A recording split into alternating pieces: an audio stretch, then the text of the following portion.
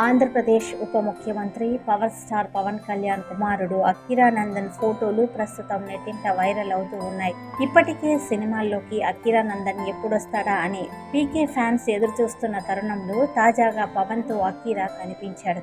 ఈ లుక్ ప్రస్తుతం నెట్టింట వైరల్ అవుతుంది. అఖీరానందన్ స్టైలిష్ గడ్డంతో కనిపించాడు. ఇది అభిమానుల్లో ట్రెండింగ్ టాపిక్ గా మారింది. ప్రస్తుతం ఆయన తన తండ్రి పవన్ కళ్యాణ్ తో కలిసి కేరళ, తమిళనాడు అంతటా ఆలయ పర్యటన చేస్తూ ఉన్నారు. వీరిద్దరూ ఇటీవల తిరువనంతపురంలోని శ్రీ పరశురామ ఆలయాన్ని సందర్శించారు.